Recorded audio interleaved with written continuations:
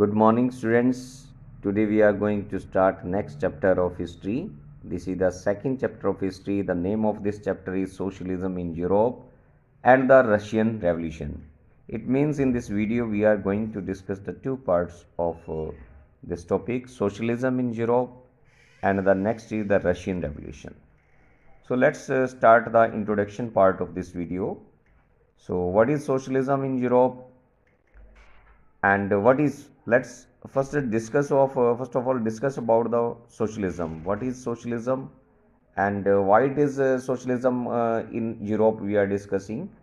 So first of all I tell you what is socialism. Socialism hota kya hai? As we learned about nationalism, socialism. So what is this socialism? Socialism means the ideology. Ism means ideology. Ideology क्या है? Different people have different ideology. And what is the ideology about socialism? Socialism के बारे में क्या ideology थी? And जो the people belonging to socialist or socialism, they wanted equality. They had powerful ideas of freedom and equality, and they wanted to circulate this idea in Europe, and this happened after French Revolution. Means this idea of socialism came in the minds of these educated elites after the French Revolution. So actually this was the French Revolutions which opened the possibilities of creating a dramatic change in the way in which society was structured. And earlier society was broadly divided into states and orders, and it was the aristocracy and church which controlled economic and social power. So these people wanted social equality. Means these people wanted that the resources, there should be the equality about resources. Resources should be distributed among the people in equal manner. Equality should be there. They wanted social equality, यानी कि जो भी कुछ समाज के अंदर है वो इक्वली डिस्ट्रीब्यूट होना चाहिए. जिस भी तरह के जो रिसोर्सेज हैं, पोटेंशियल्स हैं, वो सब कुछ इक्वली डिस्ट्रीब्यूट होना चाहिए. But the ideology of the capitalist was different. The people belonging to capitalism, they wanted that the persons who have potential, capacity, they can use their capacity and they can use their potential to upgrade. If you want to upgrade your knowledge, you can upgrade. If you want to earn more and more profit by investing more and more, they were giving opportunities to the capitalists. Means capitalist अगर क्या करना चाहते हैं, वो flourish होना चाहते हैं तो वो हो सकते हैं. वो इन्वेस्ट करें, प्रॉफिट कमाना चाहते तो प्रॉफिट कमा सकते हैं. अगर आप अपनी एजुकेशन को इंक्रीज़ करना चाहते तो इंक्रीज़ कर सकते हो. अगर आप अपने पोटेंशियल को यूज़ करके कोई नया कुछ करना चाहते हो, नई क्रिएटिविटी करना चाहते हो तो कर सकते हो. लेकिन जो इसके विपरीत जो सोशलिज्म थे, सोशलिस्ट जो लोग थे, सोशलिज्म का जो विचार था वो चाहते थे कि सब कुछ समाज में इक्वल ही होना चाहिए, कोई डिफरेंसेस नहीं होने चाहिए. सो what we are going to study in this chapter, we will learn about the socialism and how did it evolve. तो ये कैसे इवॉल्व हुआ उसके बारे में पढ़ेंगे. Who were the it's propounder कौन थे, इनको लाने वाले कौन थे, इस तरह की विचारवाद जो थे सोशलिज्म के वो कौन लेकर आए. सो ये किन की आइडियोलॉजी थी और ये आइडियोलॉजी किस तरह से अलग थी और किस तरह से रशियन रेवोल्यूशंस आया, the Russian revolutions. So what is the relation between the two, यानी कि ये जो सोशलिज्म इन यूरोप है, how did it give birth to the Russian revolution. तो ये जो सोशलिज्म इन यूरोप था, ये किस तरह से आधार बना रशियन रेवोल्यूशन का, किस तरह से इसने जन्म दिया. सो इसके बारे में डिटेल में पढ़ेंगे. और कार्ल मार्क्स ने किस तरह से सोशलिज्म और की जो है संज्ञा दी, सोशलिज्म को प्रमोट किया, किस तरह से ये कैपिटलिस्ट के बारे में. और डिटेल में हम पढ़ेंगे लाइबरल्स कौन थे, रेडिकल्स कौन थे, या कंजर्वेटिव्स के क्या विचारधारा थी. We will going to learn about these in details. Let's start at the beginning of this chapter. the age. In this video, whole Russian Revolution, which will include, we will learn about background. After that, we will learn about the 1905 revolution, February revolutions, October revolution, and Russia after revolution. So the USSR and the making of USSR, and the role of Stalin and the Russia under him. So क्या कुछ था इसमें हम detail में पढ़ने जा रहे हैं. So without taking too much time, I am going to start the chapter, the age of social change. In the previous chapter, you read about the powerful ideas of freedom and equality that circulated in Europe after the French Revolution. The French Revolutions opened up the possibility of creating a dramatic change in the way in which society was structured. As you have read before, the 18th century society was broadly divided into states and orders, and it was the aristocracy and church which controlled economic and social power. Suddenly, after the revolution, it seemed possible to change this. In many parts of the world, including Europe and Asia, new ideas about individual rights and who controlled social power began to be discussed. In India, Raja Ram Mohan Rai and Desrosiers talked about the significance of the French Revolution, and many others debated the ideas of post-revolutionary Europe. The developments in the colonies, in turn, reshaped these ideas of social change. So, as we have already discussed about the powerful ideas of freedom and equality that circulated in Europe after the French Revolution, means it was the French Revolution which gave birth to other movements, you can say. यानी ये French revolution के बाद क्या हुआ कि ये French revolution से ही था जिसने लोगों की विचारधारा को बदलना शुरू कर दिया, and it brought a dramatic change in the way which society was structured. Now people started questioning the rule of aristocracy. Now people begin questioning the injustice done to them. अब लोगों ने अपनी आवाज़ उठानी शुरू कर दी. फ्रेंच रेवोल्यूशन के बाद 18th सेंचुरी के बाद में, या बिफोर 18th सेंचुरी सोसाइटी जो थी वो कैसे बदली हुई थी, स्टेट्स में बटी हुई थी, first state, second state and third states. So this was the aristocracy and church. It was all the aristocracy and church, all the economic and social power was controlled by church and aristocracy. So suddenly after revolution, means French revolution के बाद क्या हुआ था, आपने पढ़ा है French revolution में, इसलिए पहले आपको फ्रेंच रेवोल्यूशन पढ़ाया गया, अब रशियन रेवोल्यूशन के बारे में पढ़ाया जा रहा है. In many parts of the world including Europe and Asia, new ideas about individual rights and who controlled social power began to be discussed. यानी यूरोप, फ्रेंच रेवोल्यूशन के बाद क्या हुआ, यूरोप और एशिया में ये जो नए विचार आए, इंडिविजुअल राइट्स के बारे में डिस्कशन होने लगा कि किन के पास सोशल पावर को कंट्रोल करने की शक्तियाँ किन के पास होनी चाहिए, इसके बारे में चर्चा की जाने लगी. हमारे देश के अंदर अगर इंडिया की बात की जाए तो यहाँ राजा राम मोहन राय जैसे भी बहुत सारे ऐसे जो है फिलोसफर कह सकते हो, ऐसे सोशलिस्ट कह सकते हो, समाज सेवक कह सकते हो, जिन्होंने फ्रेंच रेवोल्यूशन के महत्व पर बात की, और बहुत सारे लोगों ने डिबेट भी किया पोस्ट रेवोल्यूशनरी यूरोप, यानी यूरोप के रेवोल्यूशंस के बाद यूरोप में जो है उसके बारे में चर्चा की गई. सो ये जो डेवलपमेंट्स कॉलोनीज के अंदर हुई, इन्होंने ही सोशलिस्ट जो चेंज हुआ था उसको बदलने में योगदान दिया. Not everyone in Europe, however, wanted a complete transformation of society.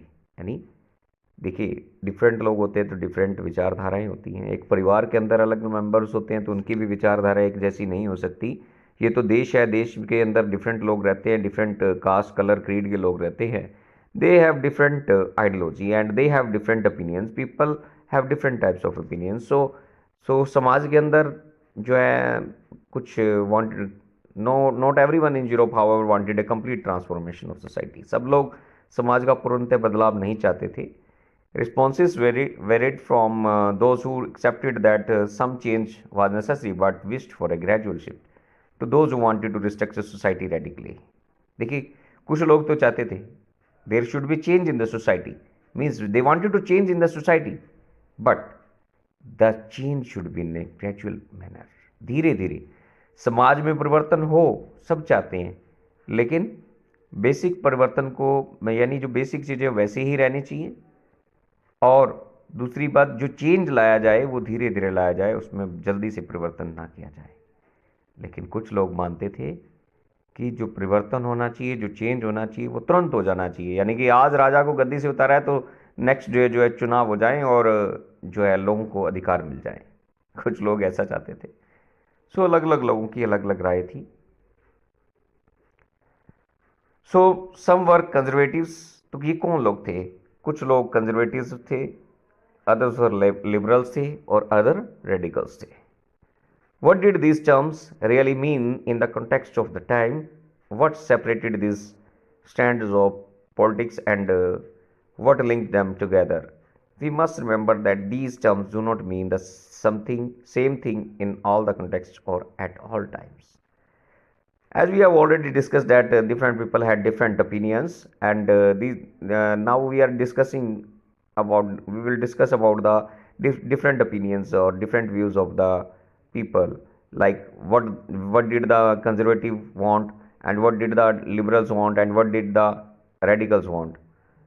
We will discuss about this. So means they had different meaning of change. We will look briefly at some of the important political traditions of the 19th century and see how they influenced change. Then we will focus on one historical event in which there was an attempt at a radical transformation of society.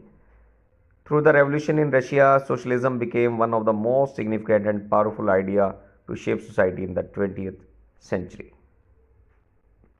So what we are going to discuss, we will look at briefly at some of the important political traditions of the 19th century.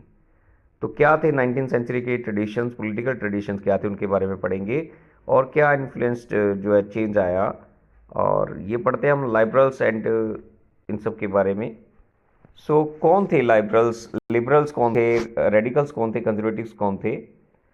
One of the groups which looked to change society were the liberals. यानी इनमें से एक group था जो change चाहता था, वो क्या था? लिबरल्स से। Liberals wanted a nation which tolerated all religions. We should remember that at this time European states usually discriminated in favor of one religion or another, यानी कि favored the Church of England, Austria and Spain favored the Catholic Church. Liberals also opposed the uncontrolled power of dynastic rulers. They wanted to safeguard the rights of individuals against the governments.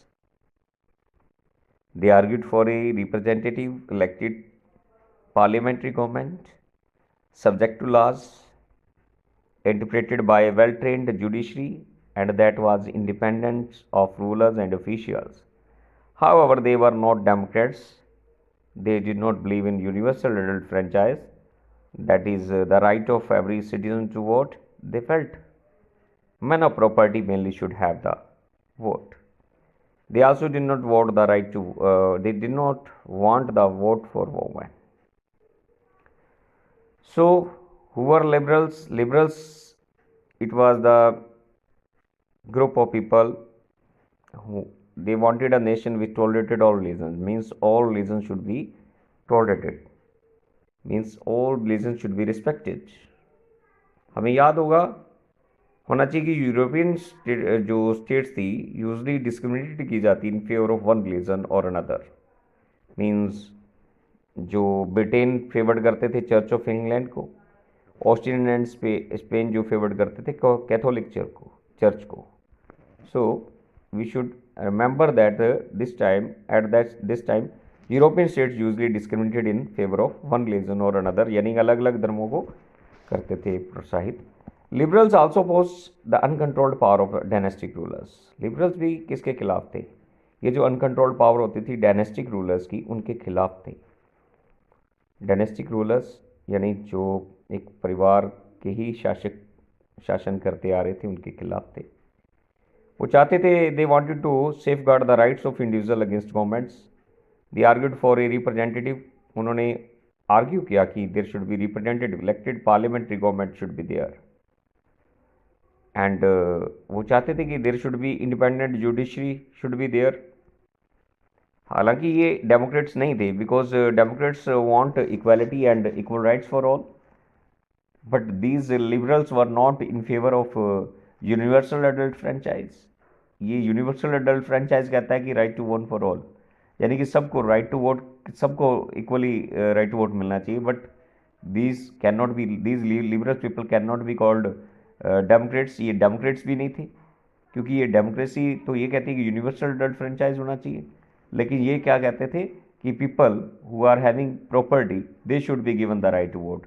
यानी ये चाहते थे कि जिनके पास property होगी, और जो main हैं, ओनली मेन, यानी कि औरतों को भी वो राइट नहीं होना चाहिए वोट का। तो ये जो लिबरल्स लोग थे चाहते थे कि प्रॉपर्टी जिनके पास है उन्हें ही वोट का अधिकार होना चाहिए, और औरतों को भी वोट का अधिकार नहीं होना चाहिए। लेकिन जो डेमोक्रेट्स लोग होते हैं, जो डेमोक्रेटिक टाइप के जो लोग होते हैं, वो चाहते हैं कि यहाँ पर यूनिवर्सल एडल्ट फ्रेंचाइज, यानी कि सबको बिना किसी भेदभाव के, जिनकी भी आयु जो निश्चित की गई है उतनी है और उससे ज़्यादा है, तो सबको बिना किसी भेदभाव के वोट देने का अधिकार होना चाहिए, पॉलिटिकल राइट होना चाहिए। तो ये थी लिबरल्स के बारे में बात की थी हमने। तो नेक्स्ट क्या कह रहे हैं इसमें, in contrast radicals wanted a nation in which government was based on the majority of A countries population. So it was totally different opinion of the radicals. Radicals wanted a nation, कैसा nation चाहते थे जहां पर जिसकी जिनकी majority होगी उन्हीं का ही शासन हो, यानी कि there should be the government based on the majority of the population, countries population. Many spotted women's suffragette movement, यानी कि ये जो कई लोगों ने तो वुमेन्स के यानी वोट देने के अधिकार के प्रति भी सपोर्ट किया। Unlike liberals they oppose the privileges of great land owners and wealthy factory owners. इन्होंने क्या किया, इन्होंने भी लिबरल्स की तरह जो है अपोज किया प्रिविलेजेस जो थी ग्रेट लैंड ओनर्स और वेल्दी फैक्ट्री ओनर्स की। They were not against the existence of private property, but disliked concentration of property in the hands of a few। यानी कि ये प्राइवेट प्रॉपर्टी के खिलाफ तो नहीं थी, लेकिन ये नहीं चाहते थे कि जो है concentration of property should be in one hands और in the hands of a few people. यानी ये नहीं चाहते थे कि कुछ एक ही लोगों के हाथ में प्रॉपर्टी रहे। So conservatives were opposed to radicals and liberals. लेकिन जो कंजर्वेटिव्स थे वो रेडिकल्स और लिबरल्स से बिल्कुल ही अलग थे। After the French revolution, however, even conservatives had opened their minds to the need for change. यानी कि फ्रेंच रेवोल्यूशन के बाद हालांकि जो कंजर्वेटिव्स थे वो तो चाहते थे कि there should be change. Early in the 18th century conservatives had been generally oppose to the idea of change. और 18th सेंचुरी से पहले ये जो कंजर्वेटिव्स थे वो विरोध करते थे, चेंज के विचार पर का ही विरोध किया करते थे। They did not want any kind of change, but by the 19th century they accepted that some change was inevitable. यानी कि कुछ चेंज को रोका नहीं जा सकता, but believed that the past had to be respected.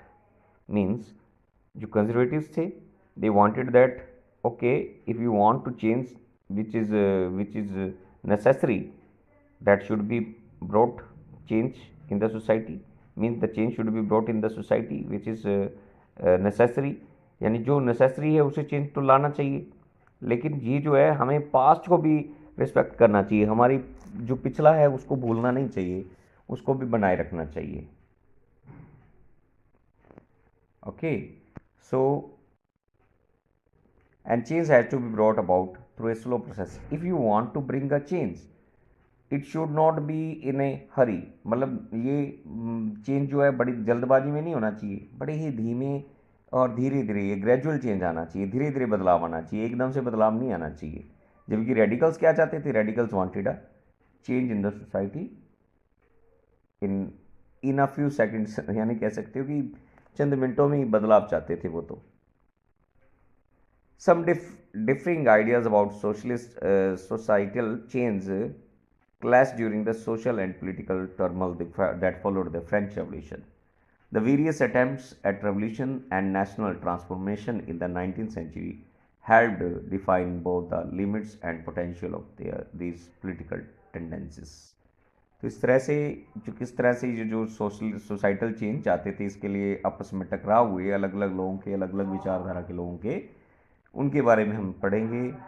So industrial society क्या चाहती थी, सोशल कैसे चेंज चाहते थे, इनके बारे में हम कल पढ़ेंगे। कल की वीडियो में हम इंडस्ट्रियल सोसाइटी और सोशल चेंज के बारे में पढ़ेंगे। आज के लिए इतना ही। आई होप कि आप लोगों को ये जो है जितना आज पढ़ाया है सब समझ में आया है, इसकी बैकग्राउंड समझ में आई है कि फ्रेंच रेवोल्यूशन ने किस तरह से जन्म दिया, डिफरेंट टाइप की लोगों की सोच को बदल दिया। लोग जो है मूवमेंट के लिए तैयार हुए, अपने राइट्स के बारे में जागरूक हुए। They learned about their individual rights and they started raising voice against the injustice. तो किस तरह से लोगों ने जो है इनजस्टिस के खिलाफ आवाज़ उठानी शुरू की, इन सब के बारे में हमने पढ़ा है। सो लिबरल्स कौन थे, लिबरल्स की क्या सोच थी, रेडिकल्स की क्या सोच थी, और जो कंजर्वेटिव्स थे उनकी क्या सोच थी, उनके बारे में आपने समझा है। आज के लिए इतना ही। आप इसी के बारे में आप इसके वन वर्ड जो क्वेश्चन आंसर्स हैं इसमें से अंडरलाइन करके लर्न करें, कोशिश करें, और लर्न भी करें और लिखें भी सही, राइट भी करें। अपनी अलग से एक एक्स्ट्रा नोटबुक लगाएं, उस पर एक्स्ट्रा जो क्वेश्चन आंसर्स हैं हिस्ट्री के वो लिखें। ये बहुत ही आपके लिए फ्रूटफुल रहेगा। आप जितना ज़्यादा इसके ऊपर इसकी अंडरस्टैंडिंग करेंगे चैप्टर की, जितने ज़्यादा आप उसमें से क्वेश्चन आंसर्स बना सकते हैं बनाएं। ये आपकी अंडरस्टैंडिंग को बेटर करेगा। जितना आप क्वेश्चन आंसर्स इसमें से लिखेंगे, लर्न करेंगे, तो आपका उतना ही बेटर रहेगा।